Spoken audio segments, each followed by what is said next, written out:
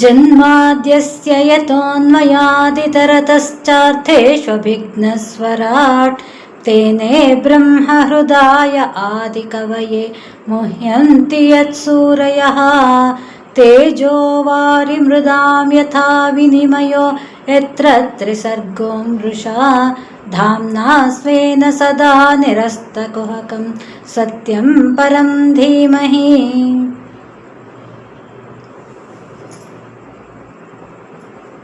ಅಷ್ಟಾಂಗ ಯೋಗಗಳಲ್ಲಿ ಒಂದೊಂದನ್ನೇ ನಾವು ಸಾಧಿಸ್ತಾ ಧ್ಯಾನದಿಂದ ಆ ಪರಮಾತ್ಮನ ದಿವ್ಯ ಮಂಗಳ ಮೂರ್ತಿಯನ್ನು ನಮ್ಮ ಕಣ್ಮುಂದೆ ಮನೋನೇತ್ರಗಳ ಮುಂದೆ ಇಟ್ಕೊಂಡು ಹೇಗೆ ಅದನ್ನ ನಮ್ಮ ಚಿತ್ತದಲ್ಲಿ ದೃಢವಾಗುವಂತೆ ಭಾವಿಸಿ ಹೃದಯ ಭಕ್ತಿಯಿಂದ ತುಂಬುವಂತೆ ಮಾಡಿದಾಗ ಆಗ ನಮ್ಮ ಮನಸ್ಸು ಹೃದಯ ಆನಂದಭರಿತವಾಗುತ್ತೆ. ಆಗ ಆ ಭಗವಂತನ ದಿವ್ಯ ಅನುಗ್ರಹಕ್ಕೆ ನಾವು ಪಾತ್ರರಾಗ್ತೀವಿ ಅನ್ನೋಂತಹ ವಿಷಯವನ್ನು ತಿಳ್ಕೊಂಡ್ವಿ. ಆ ಧ್ಯಾನವಾದ ಮೇಲೆ ಮುಂದಿನ ಹಂತವನ್ನು ಈಗ ನೋಡೋಣ. ಆ ಧ್ಯಾನ ಇತರ ವಿಷಯವಾದಂತಹ ಜ್ಞಾನದಿಂದ ಮರೆಸಿ ಹೋಗದೆ ಇರೋದೇ ಸಮಾಧಿ. ಇದನ್ನೇ ಪತಂಜಲಿಗಳು ತದೇವಾರ್ಥ ಮಾತ್ರ ನಿರ್ಭಾಸಂ ಸ್ವರೂಪ ಶೂನ್ಯಮಿವ ಸಮಾಧಿ ಅಂತ ಹೇಳಿದ್ದಾರೆ. ಧ್ಯಾನ ನಿರ್ದಿಷ್ಟ ವಸ್ತುವಿನಂತೆ ಚಿತ್ತದಲ್ಲಿ ಹೊಳೆಯುತ್ತಾ ಸ್ವರೂಪ ಶೂನ್ಯವಾದ ಹಾಗೆ ಆಗೋದೇ ಸಮಾಧಿ. ಅಂದರೆ ಏನನ್ನ ಕುರಿತು ನಾವು ಧ್ಯಾನ ಮಾಡ್ತಾ ಇರ್ತೀವೋ ಅದೊಂದನ್ನು ಬಿಟ್ಟು ಇನ್ನೇನೂ ನಮ್ಮ ಅರಿವಿಗೆ ಬಾರದೇ ಇರೋದು, ಅದೊಂದೇ ಚಿತ್ತದಲ್ಲಿ ಪ್ರಕಾಶಮಾನವಾಗಿ ಬೆಳಗೋದು, ಅದು ಸಮಾಧಿ. ಕ್ರಮೇಣ ಮನಸ್ಸಿನಿಂದ ಧ್ಯೇಯ ವಸ್ತುವೂ ಸಹ ಮರೆಯಾಗಿ ಅದು ಶಾಂತವಾಗಿ ಹೋಗ್ಬಿಡುತ್ತೆ. ಆಗ ಎಲ್ಲೆಲ್ಲೂ ಪರಮಾತ್ಮನೇ ಆವರಿಸಿರೋದನ್ನು ಆ ಜ್ಞಾನಿ ಭಕ್ತ ಕಾಣ್ತಾನೆ. ಈ ಯೋಗದ ಅಭ್ಯಾಸದಿಂದ ಚಿತ್ತ ಆ ಪರಬ್ರಹ್ಮ ಮಹಿಮೆಯಲ್ಲಿ ನೆಲೆಗೊಂಡು ಪರಮಾತ್ಮನ ತತ್ವದ ಸಾಕ್ಷಾತ್ಕಾರವನ್ನು ಆ ಯೋಗಿ ಪಡೆಯೋದಕ್ಕೆ ಸಾಧ್ಯವಾಗುತ್ತೆ. ಯೋಗಾಭ್ಯಾಸ ದೃಢವಾದಾಗ ನಮ್ಮ ಚಿತ್ತ ಲೌಕಿಕ ವಿಷಯಗಳಿಂದ ನಿವೃತ್ತಿಯನ್ನು ಹೊಂದಿ ಸುಖ ದುಃಖ ರಹಿತವಾದಂತಹ ಪರಬ್ರಹ್ಮದ ಮಹಿಮೆಯಲ್ಲಿ ನೆಲೆಗೊಂಡು ಆತ್ಮತತ್ವದ ಸಾಕ್ಷಾತ್ಕಾರವಾಗುತ್ತೆ. ನಾನು ನಂದು ಅಂತ ಇದುವರೆಗೆ ನಾವು ಏನೇನೆಲ್ಲ ಭಾವಿಸಿದ್ವಿ ಇವೆಲ್ಲ ನನ್ನ ಅವಿದ್ಯೆಯ ಕಾರಣದಿಂದ ಅನ್ನುವಂತಹ ಅರಿವು ಆಗ ಉಂಟಾಗುತ್ತೆ. ಆ ಪರಮಾನಂದ ಸ್ವರೂಪದಲ್ಲಿ ನೆಲೆ ನಿಂತ ಯೋಗಿ ತನ್ನ ಸಂಸ್ಕಾರವಶಾತ್ ಲಭ್ಯವಾಗಿರುವಂತಹ ಶರೀರವನ್ನು ಧಾರಣೆ ಮಾಡಿದ್ರು ಯಾವುದೇ ವ್ಯಾಮೋಹಕ್ಕೆ ಆತ ಒಳಗಾಗಲ್ಲ. ಅಹಂಕಾರ ಮಮಕಾರಗಳೆಲ್ಲವನ್ನು ಆತ ಮೀರಿರ್ತಾನೆ. ಶರೀರಧಾರಿಯಾಗಿರ್ತಾನೆ. ಏನೇನು ಕರ್ತವ್ಯಗಳನ್ನು ಮಾಡಬೇಕೋ ಅದಕ್ಕೆ ಯಾವುದು ಚ್ಯುತಿ ಬಾರದಂತೆ ತನ್ನೆಲ್ಲ ಕರ್ತವ್ಯಗಳನ್ನು ನಿಭಾಯಿಸ್ತಾ ಇರ್ತಾನೆ. ಆದರೆ ಮೋಹ ಅನ್ನೋಂಥ ಒಂದು ಪೊರೆ ಅವನನ್ನು ಆವರಿಸಿಕೊಳ್ಳೋದಕ್ಕೆ ಆತ ಬಿಡೋದಿಲ್ಲ. ತಸ್ಮಾದಿಮಾಂ ಸ್ವಾಂ ಪ್ರಕೃತಿಂ ದೈವೀಂ ಸದಸದಾತ್ಮಿಕಾಂ ದುರ್ವಿಭಾವ್ಯಾಂ ಪರಾಭಾವ್ಯ ಸ್ವರೂಪೇಣಾವತಿಷ್ಠತೆ. ಭಕ್ತ ಜೀವದ ಸ್ವರೂಪವನ್ನು ಮರೆಸುವ ಮತ್ತು ಕಾರ್ಯಕಾರಣ ರೂಪದಿಂದ ಪರಿಣಾಮವನ್ನು ಹೊಂದಿರುವಂತಹ ಭಗವಂತನ ಈ ಒಂದು ಅಚಿಂತ್ಯ ಶಕ್ತಿ ರೂಪವಾದಂತಹ ಮಾಯೆಯನ್ನು ಆತನ ಕೃಪೆಯಿಂದಲೇ ಗೆದ್ದು ತನ್ನ ವಾಸ್ತವಿಕ ಸ್ವರೂಪದಲ್ಲಿ ನೆಲೆಗೊಳ್ತಾನೆ. ಮಾಯೆಯನ್ನು ಮೀರ್ತೀವಿ ಮೀರಕ್ಕೆ ಸಾಧ್ಯ ಅಂದರೆ ನಮ್ಮಿಂದ ಅಲ್ಲ, ಆ ಭಗವಂತನ ಕೃಪೆ ಇದ್ದರೆ ಮಾತ್ರ. ಆ ಭಗವಂತನ ಅನುಗ್ರಹ ನಮಗಾದರೆ ಮಾತ್ರ ಆತನೇ ತೋರಿರುವ ಈ ಮಾಯೆಯಿಂದ ನಾವು ಹೊರಬಂದು ಅವನ ಒಂದು ದಿವ್ಯ ಸಾಕ್ಷಾತ್ಕಾರವನ್ನು ಹೊಂದೋದಕ್ಕೆ ಸಾಧ್ಯ. ಈ ರೀತಿಯಾಗಿ ಕಪಿಲ ಭಗವಂತ ಎಲ್ಲ ಉಪಾಸನಾ ವಿಧಿಯನ್ನು ಹೇಳಿದ್ದನ್ನ ಕೇಳ್ತಾ ಇರುವಂತಹ ದೇವಹೂತಿಗೆ ಮತ್ತೊಮ್ಮೆ ಒಂದು ಪ್ರಶ್ನೆ ಮೂಡಿತು. ಹಾಗಾಗಿ ಆಕೆ ಪುತ್ರನನ್ನು ಕೇಳ್ತಾ ಇದ್ದಾಳೆ.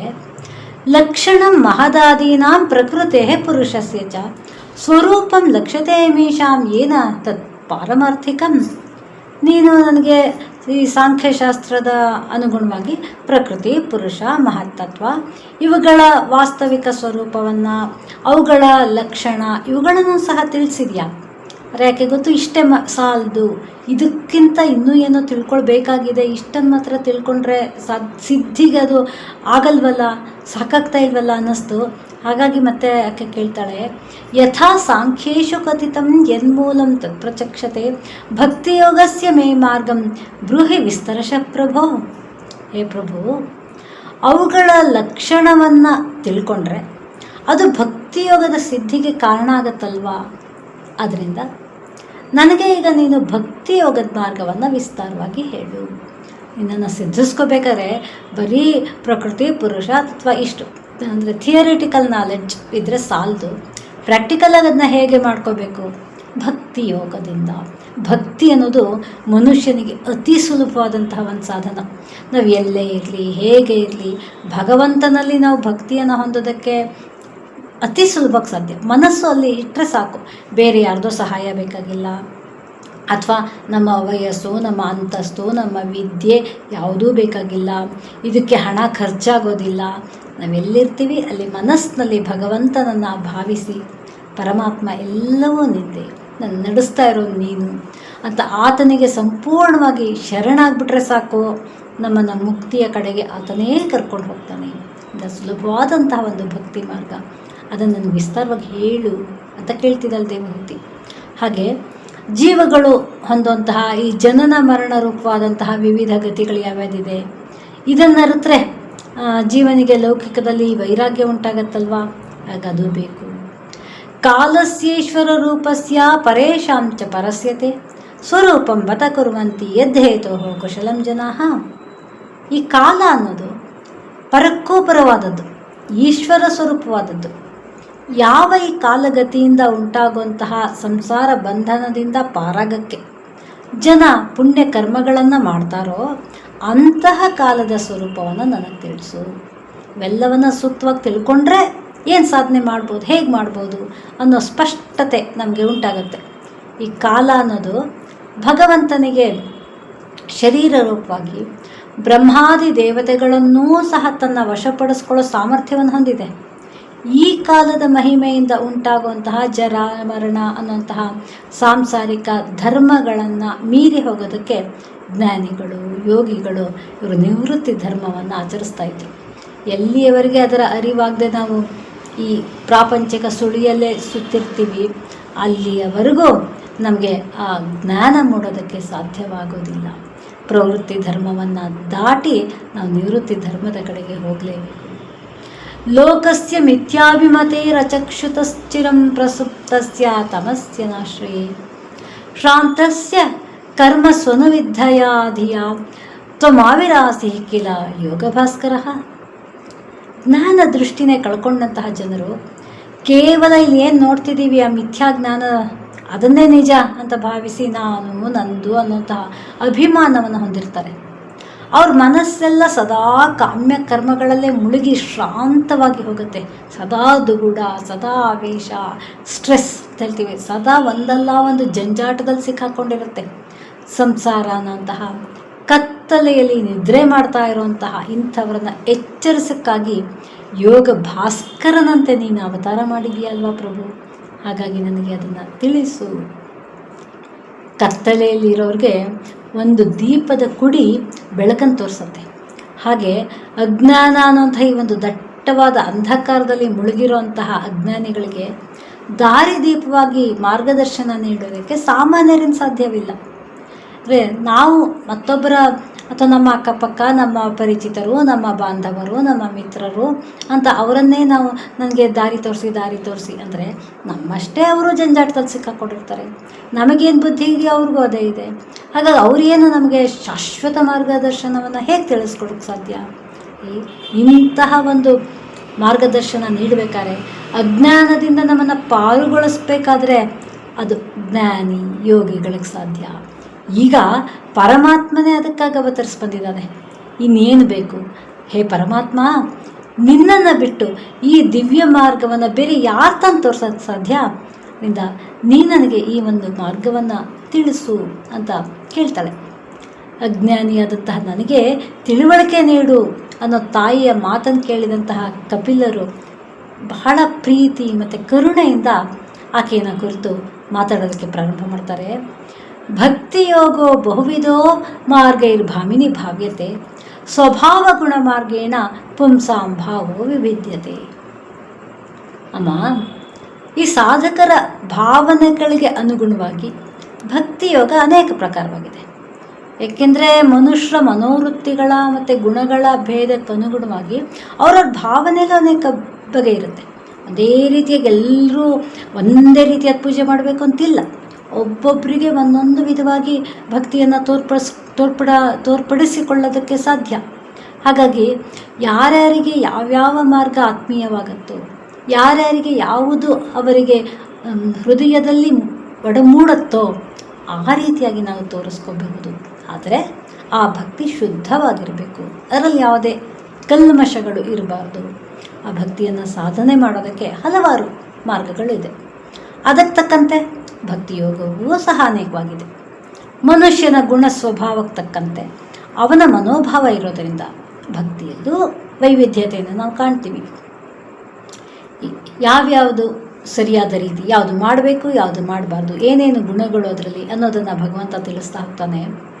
ಅಭಿಸಂಧಾಯ ಯೋ ಹಿಂಸಾಂ ದಂಭಂ ಮಾತ್ಸರ್ಯಮೇವ ಸಂರಂಭಿ ಭಿನ್ನ ದೃಗ್ಭಾವಂ ಮಯಿ ಕುರ್ಯಾತ್ ಸ ತಾಮಸಃ. ಯಾರು ಅವ್ರು ಬೇರೆ ಇವ್ರು ಬೇರೆ ಈ ರೀತಿ ಭೇದ ಬುದ್ಧಿಯನ್ನು ಹೊಂದಿ ಕ್ರೋಧವಶನಾಗಿ ಹಿಂಸೆಯನ್ನು ಮಾಡೋದಕ್ಕಾಗಲಿ ಅಥವಾ ಅಹಂಕಾರ ದಂಭಕ್ಕಾಗಲಿ ಹೊಟ್ಟೆ ಕಿಚ್ಚಿನಿಂದಾಗಲಿ ತನ್ನ ಇಷ್ಟಾರ್ಥ ಸಿದ್ಧಿಗಾಗಿ ನನ್ನಲ್ಲಿ ಭಕ್ತಿಯನ್ನು ಇಡ್ತಾನೋ ಆತ ತಾಮಸ. ಇಲ್ಲ, ಭಗವಂತ ಪೂಜೆ ಮಾಡಬೇಕಾದ್ರೆ ಭಕ್ತಿಯನ್ನು ತೋರಿಸ್ಬೇಕಾದ್ರೆ ಈ ಗುಣಗಳು ಇರಬಾರ್ದು, ಹಿಂಸೆ ಇರಬಾರ್ದು, ಕ್ರೋಧ ಇರಬಾರ್ದು. ನೆಕ್ಸ್ಟ್ ಮುಂದಿನ ಹಂತ ಯಾವುದು ಅಂದರೆ ವಿಷಯ ನಭಿಸಂದಾಯ ಯಶ ಐಶ್ವರ್ಯಮೇವ ಅರ್ಚಾದವರ್ಚಯೇದ್ಯೋ ಮಾಂ ಪೃಥಗ್ಭಾವಂ ಸ ರಾಜಸಃ. ಇದು ವಿಷಯ ಸುಖಗಳಿಗಾಗಲಿ ಕೀರ್ತಿಗಾಗಲಿ ಐಶ್ವರ್ಯಕ್ಕಾಗಲಿ ಹಂಬಲಿಸಿ ಭೇದ ಬುದ್ಧಿಯಿಂದ ಕೂಡಿ ನನ್ನನ್ನು ವಿಗ್ರಹ ಇವುಗಳಲ್ಲಿ ಪೂಜನೆ ಮಾಡೋವಂಥವನು ರಾಜಸ ಭಕ್ತ. ಇವನಲ್ಲಿ ಐಶ್ವರ್ಯದ ಒಂದು ಆಸೆ, ಕೀರ್ತಿ ಬೇಕು, ಯಶಸ್ಸು ಬೇಕು, ಇಂತಹ ಆಸೆಗಳೆಲ್ಲ ತುಂಬಿಕೊಂಡಿರುತ್ತೆ. ಇನ್ನು ಕರ್ಮ ನಿರ್ಹಾರ ಮುದ್ದಿಶ್ಯ ಪರಸ್ಮಿನ್ವಾ ತದರ್ಪಣಂ ಯಜೇದಷ್ಟವ್ಯಮಿತಿ ವಾ ಪೃಥಗ್ಭಾವ ಸ ಸಾತ್ವಿಕ. ತನ್ನ ಕರ್ಮಗಳನ್ನು ಕಳ್ಕೊಳ್ಳೋಕ್ಕಾಗಿ ಅಥವಾ ನಾವು ಮಾಡೋದೆಲ್ಲ ಭಗವಂತನಿಗೆ ಅರ್ಪಣೆ, ಎಲ್ಲವೂ ಪರಮಾತ್ಮನಿಗೆ ಅನ್ನೋ ಭಾವದಿಂದ ಅಥವಾ ಪೂಜೆ ಮಾಡೋದು ನನ್ನ ಕರ್ತವ್ಯ, ನನ್ನ ಕರ್ತವ್ಯವನ್ನು ನಾನು ನಿಷ್ಠೆಯಿಂದ ಮಾಡ್ತೀನಿ, ಬೇರೆ ಯಾರಿಗೋ ಅಲ್ಲ, ನನಗಾಗಿ ನಾನು ಮಾಡ್ತಿರೋದು, ನನ್ನ ಕರ್ತವ್ಯವನ್ನು ನಿಭಾಯಿಸ್ತಿದ್ದೀನಿ ಅನ್ನೋ ಭಾವನೆಯಿಂದ ನನ್ನನ್ನು ಪೂಜೆ ಮಾಡಿದ್ರೆ ಅದು ಸಾತ್ವಿಕ ಭಕ್ತಿ. ದ್ವೇಷ, ಅಹಂಕಾರ, ಮಾತ್ಸರ್ಯಗಳಿಂದ ಕೂಡಿರೋದು ತಾಮಸ ಭಕ್ತಿ. ಇಂತಹ ಭಕ್ತನಲ್ಲಿ ಸದಾ ಕೋಪ, ಈರ್ಷೆ, ಭೇದ ಭಾವ, ಈ ಹೊಟ್ಟೆ ಕಿಚ್ಚು, ಮಾತ್ಸರ್ಯ ಇವುಗಳೇ ತುಂಬಿರುತ್ತೆ. ಇನ್ನು ವಿಷಯ ಸುಖಗಳನ್ನಾಗಲಿ ಅಥವಾ ಕೀರ್ತಿ ಐಶ್ವರ್ಯಗಳನ್ನಾಗಲಿ ಬಯಸಿ ಭಗವಂತನನ್ನು ಪೂಜಿಸೋದು ರಾಜಸ ಭಕ್ತಿ. ಇಂಥವನು ಎಲ್ಲದರ ಸರ್ವಾಂತರ್ಯಾಮಿ ಭಗವಂತ ಅನ್ನೋ ಅರಿವು ಅವನಿಗಿರಲ್ಲ. ಯಾಕೆಂದರೆ ನನಗೆ ಬೇಕು ಕೀರ್ತಿ, ಎಲ್ಲರಿಗಿಂತ ಮುಂದೆ ನಾವು ಹೋಗಬೇಕು, ಎಲ್ಲರಿಗಿಂತ ಯಶಸ್ಸು ನನಗೆ ಬೇಕು, ನಾನು ನಾನು ಅನ್ನೋ ಭಾವ ಅಲ್ಲಿ ಜಾಸ್ತಿ ಇರುತ್ತೆ, ನಾನೊಬ್ಬನೇ ಅನ್ನೋ ಭಾವ, ಅದು ರಾಜಸ. ಇನ್ನು ತನ್ನ ಪಾಪಗಳೆಲ್ಲ ನಿರ್ಮೂಲನವಾಗಲಿ ಅಂತ ಪರಮಾತ್ಮನಲ್ಲೇ ತನ್ನೆಲ್ಲ ಕರ್ಮಗಳನ್ನೂ ಸಮರ್ಪಿಸಿ ನೀನೇ ನನಗೆ ಶರಣು ಅಂತ ಭಾವಿಸಿ ಆತನ ಅನುಗ್ರಹಕ್ಕಾಗಿಯೇ ಪೂಜೆ ಮಾಡೋದು ಸಾತ್ವಿಕ ಭಕ್ತಿ. ಇಂತಹ ಭಕ್ತ ಇನ್ನೇನು ಬಯಸೋದಿಲ್ಲ, ನಾನು ಮಾಡ್ತಿರೋದೆಲ್ಲ ಭಗವಂತ ನಿನ್ನ ಸೇವೆ, ನಿನ್ನ ಪ್ರೀತಿಗಾಗಿ ಅದಷ್ಟೇ ಆತ ಭಾವಿಸಿರ್ತಾನೆ. ಮದ್ಗುಣ ಶ್ರುತಿ ಮಾತ್ರೇಣ ಮಯಿ ಸರ್ವಗುಹಾಶಯೇ ಮನೋಗತಿರವಿಚ್ಛಿನ್ನ ಯಥಾ ಗಂಗಾ ಅಂಬಸೋಂಬುದವು. ಗಂಗೆಯ ಪ್ರವಾಹ ಅದು ಸಮುದ್ರದ ಕಡೆಗೆ ಹರಿಯುತ್ತೆ, ಎಲ್ಲಿದ್ರೂ ಅದರ ಅಂತಿಮ ಗುರಿ ಸಮುದ್ರದ ಕಡೆಗೆ.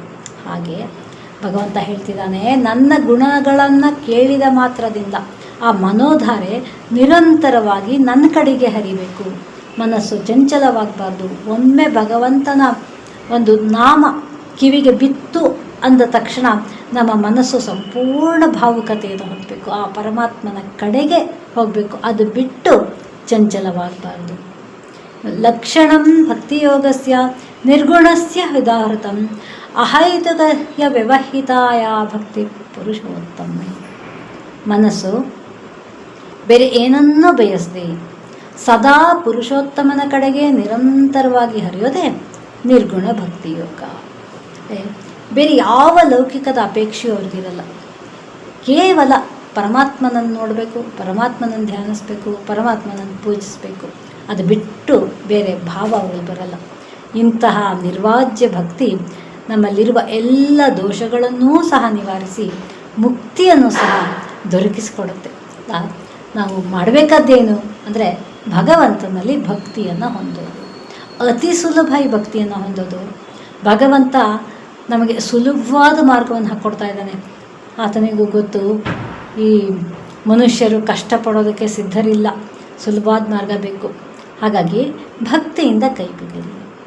ಭಗವದ್ಗೀತೆಯಲ್ಲಿ ಭಗವಂತನು ಹೇಳಿದ್ದಾನೆ, ಪತ್ರಂ ಪುಷ್ಪಂ ಏನು ಬೇಕಾದ್ರೂ ಕೊಡಿ, ನೀರು ಕೊಡಿ, ಎಲೆ ಕೊಡಿ, ಹಣ್ಣು ಕೊಡಿ. ಕೊಡುವ ಭಾವ ಹೇಗಿರಬೇಕು?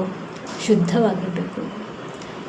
ಒಂದು ಹನಿ ನೀರನ್ನು ಅರ್ಪಿಸಿದ್ರು ಭಗವಂತ, ನನಗೆ ಸಿಕ್ಕಿದ್ದನ್ನು, ನನಗೆ ಇವತ್ತೇನು ಪ್ರಾಪ್ತವಾಗಿದೆಯೋ ಅದನ್ನ ನಿಷ್ಕಲ್ಮಶ ಭಾವದಿಂದ ನಿನಗೆ ಅರ್ಪಿಸ್ತಾ ಇದ್ದೀನಿ ಅನ್ನೋಂತಹ ಭಾವದಿಂದ ಕೊಡಬೇಕು. ಇರೋದನ್ನು ಕೊಡೋದ್ರಲ್ಲಿ ಜಿಪುಣತನ ಮಾಡಬಾರ್ದು, ಅಥವಾ ದಾಂಭಿಕತನಕ್ಕಾಗಿ ಸಾಲ ಮಾಡಾದರೂ ಆಡಂಬರವನ್ನು ತೋರಿಸ್ಬಾರ್ದು. ಮನಸ್ಸನ್ನು ಪರಿಶುದ್ಧವಾಗಿಟ್ಕೊಂಡು ನಮ್ಮ ಮನಸ್ಸನ್ನು, ನಮ್ಮ ಹೃದಯವನ್ನು, ನಮ್ಮ ಅಂತರಂಗವನ್ನು ಭಗವಂತನಿಗೆ ಅರ್ಪಿಸಿದ್ರೆ ಆ ಭಗವಂತ ನಮ್ಮೊಳಗೆ ನೆಲೆಗೊಳ್ತಾನೆ. ಭಗವಂತ ಭಕ್ತಿಯ ಒಂದು ಮಹಿಮೆಯನ್ನು, ಎಷ್ಟು ಸುಲಭವಾಗಿ ಭಕ್ತಿಯನ್ನು ಸಾಧಿಸಬಹುದು ಅಂತ ಇಲ್ಲಿವರೆಗೆ ಹೇಳಿದ್ದನ್ನ ಕೇಳಿದ್ವಿ. ಮುಂದಿನ ಬೋಧನೆ ಏನಿರ್ಬೋದು ಅದನ್ನು ಮುಂದೆ ಗಮನಿಸೋಣ.